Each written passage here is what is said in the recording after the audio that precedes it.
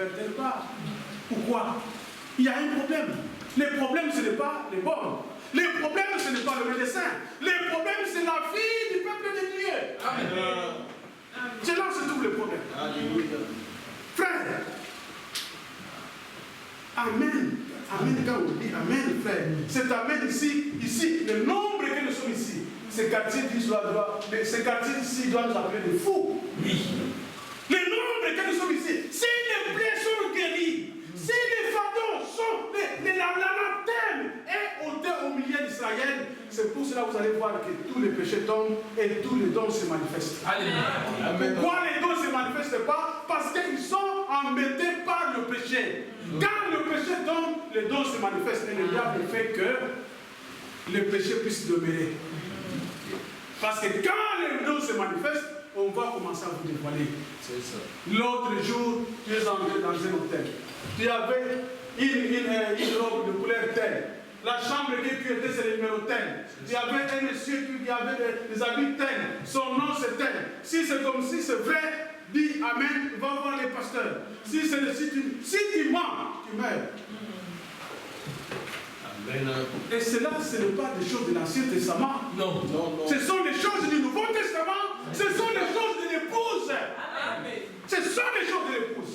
Et vous faites en ce cas de garder vos péchés afin que les dons ne puissent passer. Frère, vous qui acceptez, vous qui avez accepté aujourd'hui, vous qui pouvez accepter aujourd'hui de faire tomber ces péchés chéris, de faire tomber ces plaies incurables, qu'on puisse mettre du baume là-bas et que ça guérit, vous allez voir que la vie va changer. Amen. Ne fût-ce que la moitié de l'église qui peut se mettre en ordre, les autres vous allez commencer à être dévoilés. Les dons vont commencer à dévoiler. C'est ça. Ce n'est pas impossible. Ce n'est pas impossible. Il suffit que, attendons, que le pasteur vienne, qu'on puisse organiser les réunions de réveil. Qu'on organise les réunions de réveil. Qu'on invite même les gens, bien peut-être même si la salle ici est petite, on peut louer même une autre salle. Qu'on organise les réunions de réveil. Et que le Saint-Esprit puisse marquer la présence. Amen. Amen. Frère, l'église de Corinthe était composée de 13 personnes, je me répète. De 13 personnes. Je ne dis pas que vous n'êtes pas sauvés, mais je dis que le pasteur est en train de se plaindre, vous l'avez entendu. Quand est-ce que vous allez avoir des réunions de prière? Quand? Au ciel. Comment vous allez au ciel pendant que vous pesez? Les gens qui vont au ciel, ce sont les gens qui sont légers. Ah, avec du poivre, ça ne marche pas. Comment on peut aller au ciel pendant que vous ne pouvez pas prendre la Sainte Seine? Pourquoi? Et pourquoi on ne peut pas prendre la Sainte Seine? À cause de qui? À cause de toi qui empêche l'église? Non!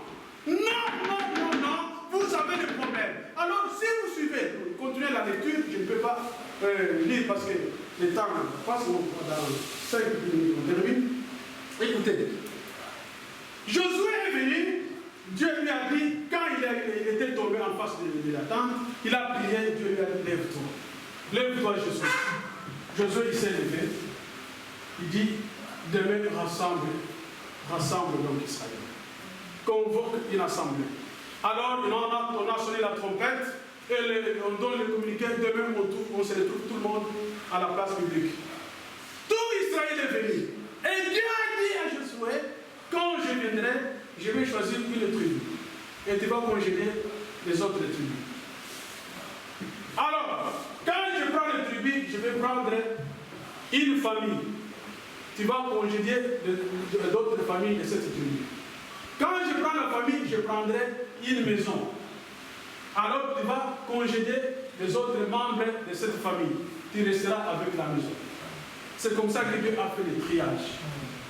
Les jours arrivent, Dieu a fait ce qu'il a dit à Josué. Il a retenu la famille de Juda. Pardon, la tribu de Juda. Il a retenu la tribu de Juda. Alors toutes les autres 11 tribus étaient congédiées. Vous pouvez rentrer à la maison. Ils ne savaient pas, mais qu'est-ce qui se passe?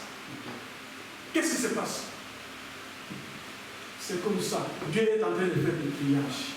Dieu est en train de faire le triage. Alors il a retenu la famille de Zarak. La famille de Zarak. Et les autres sont rentrés. les restes de tribu est rentré. Il a retenu la famille d'Akan. Alors, tous les restes, il a retenu la maison d'Akan, tous les autres membres de la famille de Zarak sont rentrés à la maison. Alors, Akan était là avec sa femme, ses enfants et tout ce qui lui appartient. Là, je vais lire ça. C'est très important. Parce que c'est vraiment, quand je méditais cela, ça m'a beaucoup frappé. J'étais beaucoup touché vraiment sur l'attitude que Josué a pris.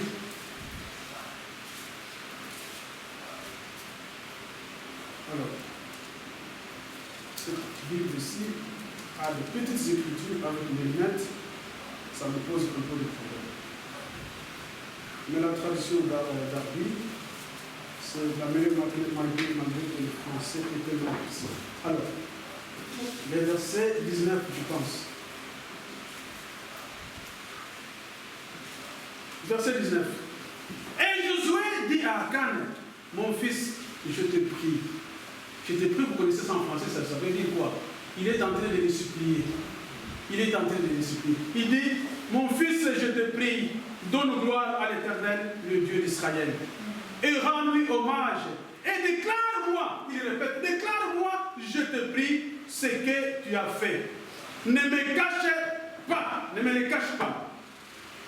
Et Akan répondit à Josué et dit, en vérité, j'ai péché contre l'Éternel, le Dieu d'Israël. Et j'ai fait telle et telle chose. J'ai vu parmi le butin un beau manteau de Shinar, et 200 cycles d'argent, et un lingot d'or du poids de 50 cycles. Je les ai convoités, et je les ai pris, et voilà, ils sont cachés dans la terre au milieu de ma tente, et l'argent est au-dessus. Voilà. Je suis dit à Akan. Donc quand on a fait le triage, alors c'est Akan qui a été retenu. Donc l'interdit, ce qui empêchait, que l'Israël puisse être béni, il s'appelle Akan. C'est Akan qui a empêché la bénédiction d'Israël. C'est Akan qui a causé la mort de 36 personnes. C'est Akan qui a causé la défaite de l'armée de l'Éternel. Il s'appelait Akan. Ici aussi, tu portes un nom. Tu portes un nom, vous qui empêchez la bonne marche de l'Église. L'Éternel te connaît. Imaginez-vous, mon frère, quand Akan a commis cette défaite-là, quand Akan a commis cette erreur-là, quand Akan a commis ce péché-là, personne ne l'a vu. L'Israël, jamais. Pas même Josué.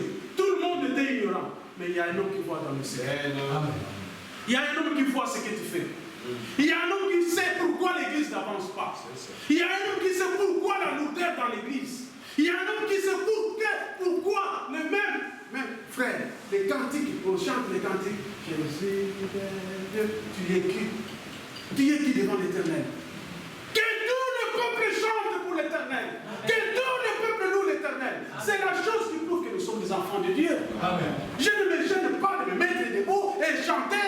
Je ne me gêne pas de me mettre debout et danser. Ça ne me gêne pas. Je suis son fils. Amen.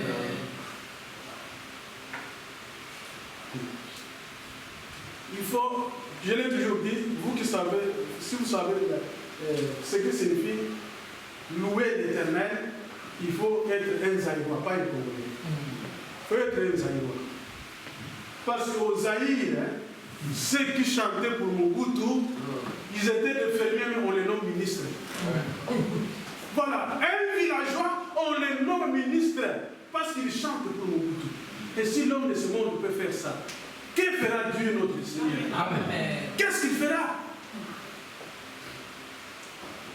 Alors, maintenant, Akan était là seul. Alors il dit, Josué, imaginez-vous, Josué est allé devant Akan, il dit, mon fils, je te supplie. Il a commencé à le supplier. Il dit, déclare-moi ce que tu as fait, ne me le cache pas. Je te supplie, mon frère, je te supplie, ma soeur, déclare à Dieu ce que tu as fait, ne cache rien. Amen. Je vous supplie, comme Josué l'a fait, s'il vous plaît, permettez que l'Église bouge, permettez que l'Église avance, déclare ce que tu as fait, ne cache rien. pas lapidé. Parce que Jésus-Christ a été déjà lapidé pour toi. C'est ça la différence. Déclare ce que tu as fait. Père, ouvre le cœur, mon frère. Ouvre le cœur, ma soeur. Il y a un seul qui t'attend. Il y a un Dieu qui est bon pour toi. Il y a Jésus qui t'appelle, qui te dit, arrête à ce que tu fais. Amen. Pourquoi la guérison de la fille de mon peuple ne s'opère-t-elle pas? Est-ce qu'il n'y a pas de baume en Galate?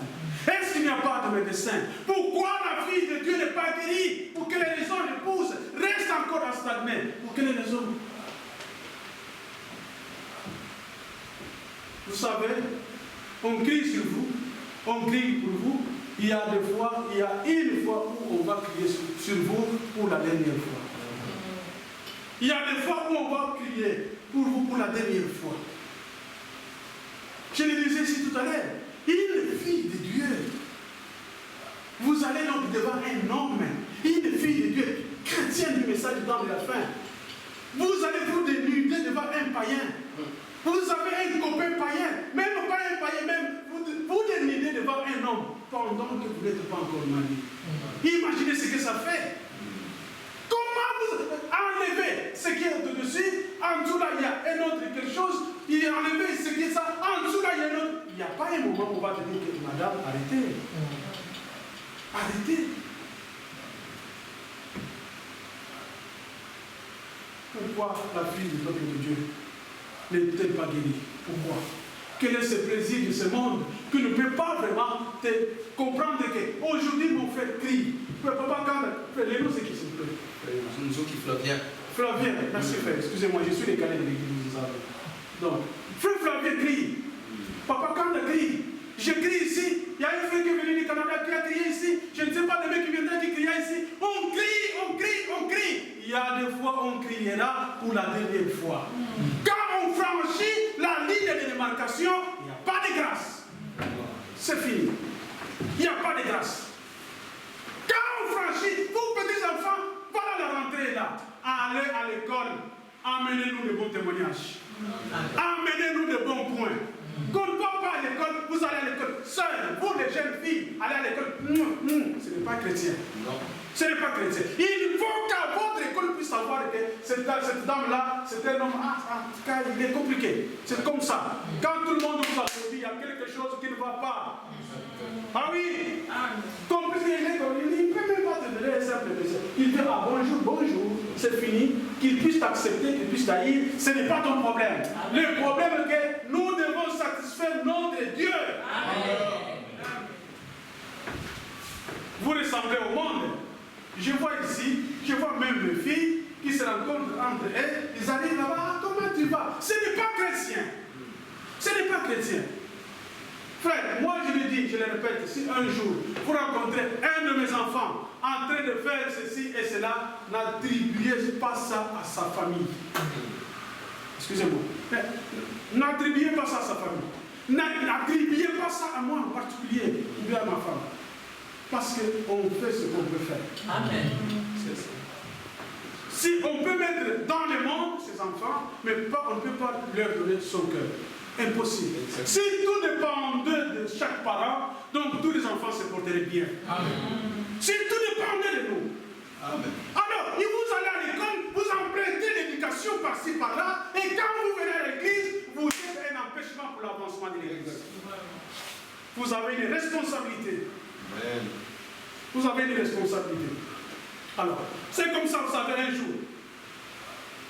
On a pris à Cannes, pour terminer, on a pris à Cannes, il a tout déclaré, et puis on a pris à Cannes, on l'a lapidé, et puis on l'a tué. Et la colère de l'Éternel s'est appaisée. Et quand Israël est allé pour combattre Haï, ils ont combattu Haï sans problème, la victoire était dans les camps. Aussitôt que le péché ne peut pas être enlevé, la victoire ne sera pas au rendez-vous. C'est ça. Impossible. La victoire de l'Église, pas au rendez-vous. Votre victoire, pas au rendez-vous. La victoire des autres frères, pas au rendez-vous à cause de vous. Il y a un fils de Dieu qui crie là-bas, Seigneur, donne-moi du boulot, mais toi tu prends plaisir là-bas dans les discothèques. Les frères, ils prient là-bas, mais les frères ne viennent pas. Il y a un frère du Seigneur, donne-moi le mariage. mariage, donne-moi une femme, donne-moi un mari. Toi, dans la discothèque, mais les verres prient en vain. À cause de toi, les bénédictions sont occupées. Voilà les problèmes. Voilà les problèmes. Et cela, ce n'est pas quelque chose que ça passe gratuitement comme ça. Dieu vous fera payer la facture. Ça, c'est obligatoire. Une femme qui avait un enfant malade, Frère Branham dit qu'il avait un enfant malade, il va voir le médecin. Et le médecin regarde et dit, madame, qu'est-ce qui ne va pas avec votre fils? La dame dit, docteur, mon fils ne va pas bien. Il ne va pas bien. Il dit, d'habitude, quand il a bonne santé, quand je prends son jouet, j'agite ça comme ça, et l'enfant saute toujours, il saute, il crie. Mais ça fait 2 ou 3 jours, quand je prends son jouet, j'agite ça comme ça, son attention est ailleurs. J'agite les jouets comme ça, l'enfant, l'attention est ailleurs. Nous sommes en train d'agiter l'évangile. On agite les bombes, mais l'attention de l'église, c'est ailleurs. L'église a ce projet, mais Dieu se plaint. Dieu se pose la question. Il ne s'occupe pas de l'église. Dieu pose la question à toi, l'épouse de Christ. Pourquoi ta guérison ne se perd-elle pas? Pourquoi? Jérémie 50. Disons dans Jérémie 46, pardon, 46. Donc, disons 2 écritures et nous terminons. Jérémie 46. Un seul verset. Le reste, lisez à la maison. C'est le 11e. Jérémie 46, 11. Ça, c'est le conseil que Dieu te donne. Fils du peuple de Dieu, fille du peuple de Dieu. Écoutez les conseils que Dieu te donne. Il dit, monte en Galade, prends du baume, vierge, fille d'Égypte. Voilà. Donc, c'est la preuve ici qu'il ne s'agit pas d'Israël. Donc, l'écriture que nous sommes en train de dire depuis Jérémie, chapitre 8, jusqu'ici, il ne s'agit pas d'Israël, il s'agit de l'épouse. Parce qu'Israël n'a jamais été vierge. Israël, c'est l'esclave du Seigneur. Israël a toujours été serviteur de l'Éternel. Mais ici, on parle d'une vierge fille d'Égypte. Même Israël a été fille de Sion.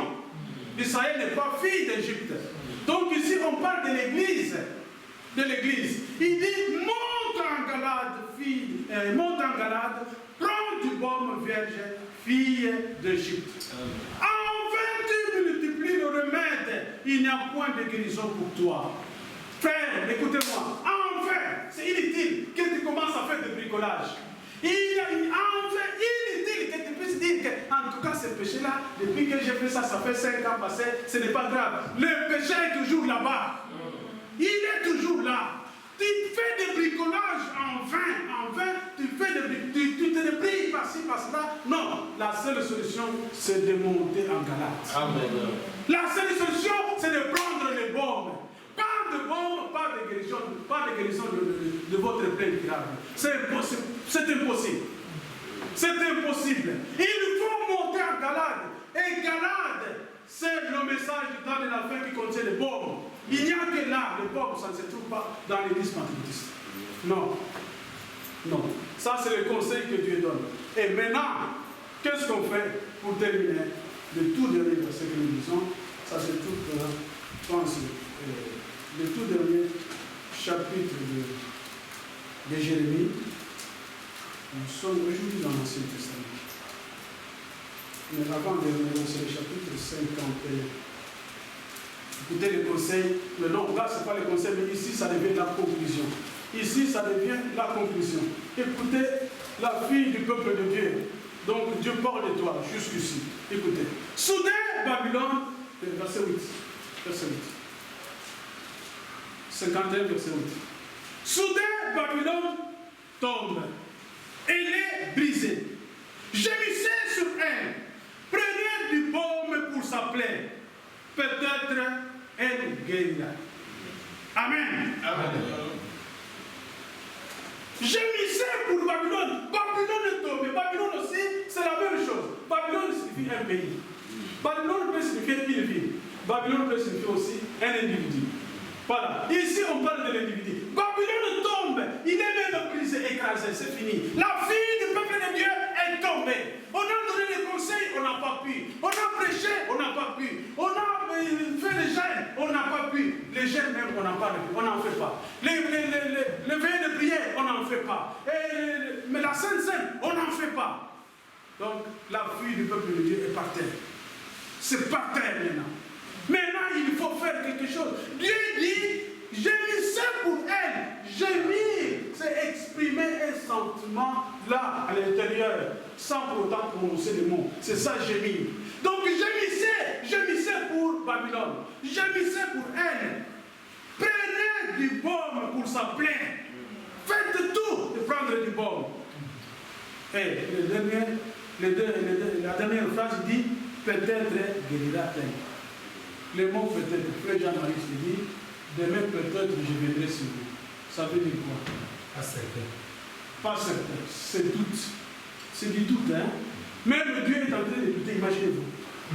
Même Dieu est en train de douter. On a donné des conseils. On a fait tout ce qu'on peut faire. Même Dieu dit que essayez-vous, essayez. Peut-être elle sera guérie. Peut-être.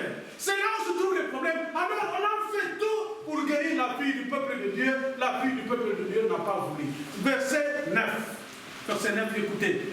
Nous avons voulu guérir Babylone, mais Babylone n'a pas guéri. Abandonnons-la et allons chacun dans son pays, car son châtiment atteint jusqu'au ciel.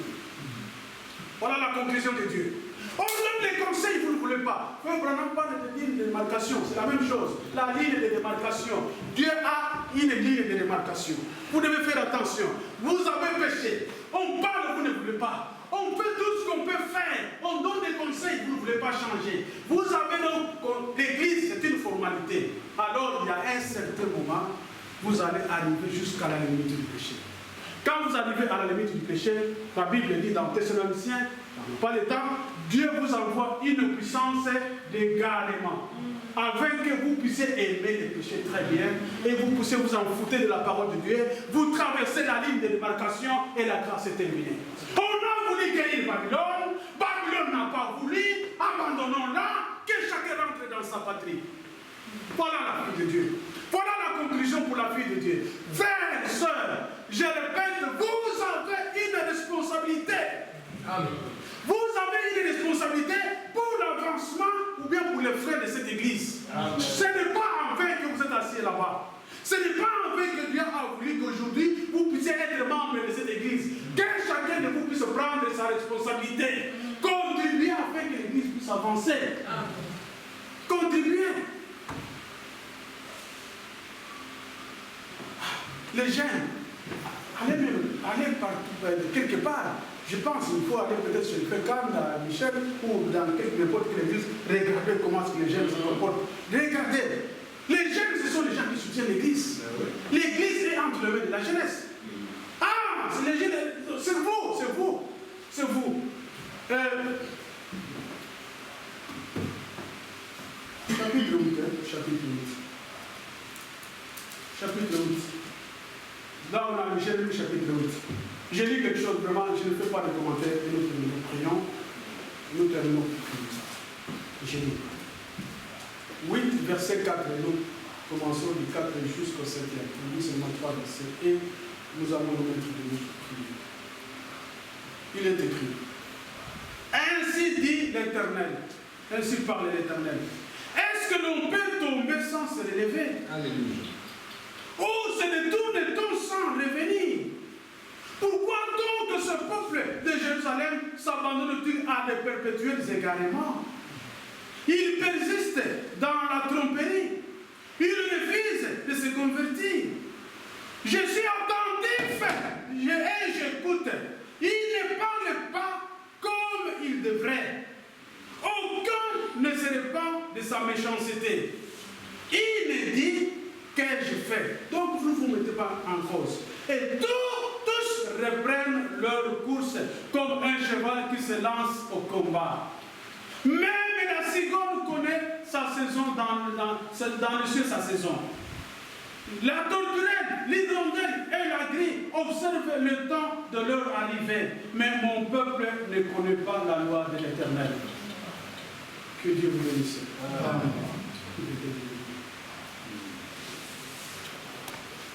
Mettez-vous debout.